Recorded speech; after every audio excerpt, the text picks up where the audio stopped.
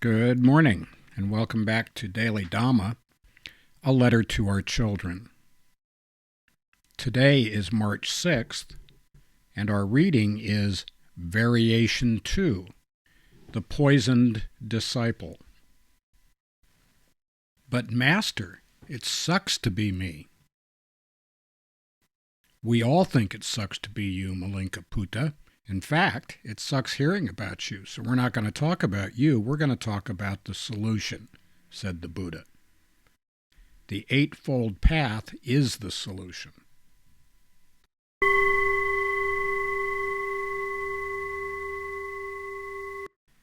We should all be so lucky as to have a mentor who will speak truth to us and not nurse our feelings of self-pity and our terminal uniqueness. I'm so special and nobody knows the trouble I've seen, and if you had my life, you'd be a wreck too, and all of the other self-indulgent crap that goes along with the adolescent mindset.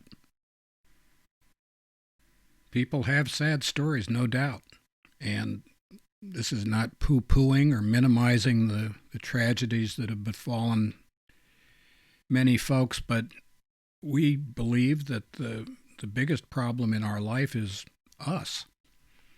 We go to a mirror and look in the mirror, we're looking at the problem. Now, the good news is that we're also looking at the solution.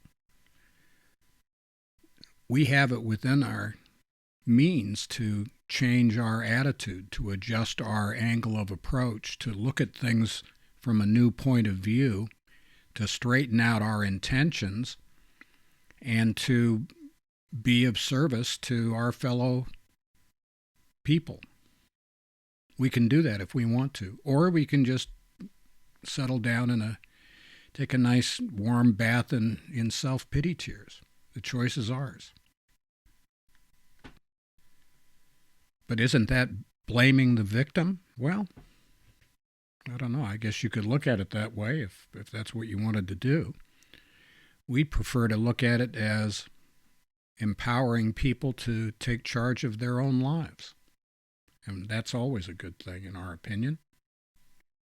We have mentioned before there are different ways of looking at what we are owed in life, the universe and what it owes us, what our entitlements are. We don't think we have any. You can take a look at Thomas Sowell with his tragic vision versus the vision of the anointed, the place where everybody gets everything they want and it's just like paradise, I guess you might say. One of our favorite takes on this is Chapter 16 of the Bhagavad Gita. Most of the Gita is very uplifting, and it's talking about how wonderful people are and life is and all that kind of stuff. But in this chapter, which in Sanskrit is called The Way of the Divine and Demonic Destinies, it goes like this. They're saying the demonic do things they should avoid and avoid the things they should do. They have no sense of uprightness, purity, or truth. There is no God, they say, no truth, no spiritual law, no moral order. The basis of life is sex. What else can it be? Holding such distorted views, possessing scant discrimination, they become enemies of the world, causing suffering and destruction. And they go on in a lot of this stuff. They're bound on all sides by scheming and anxiety. Driven by anger and greed, they amass by any means they can a hoard of money for the satisfaction of their cravings. I got this today, they say. Tomorrow I shall get that.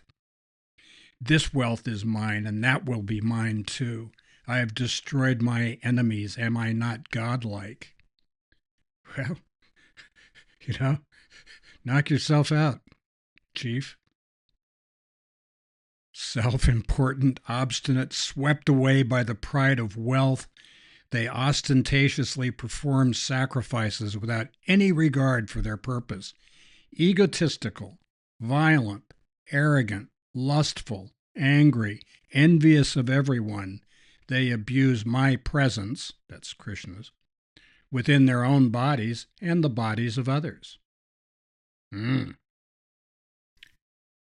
So happy trails to you until we meet again.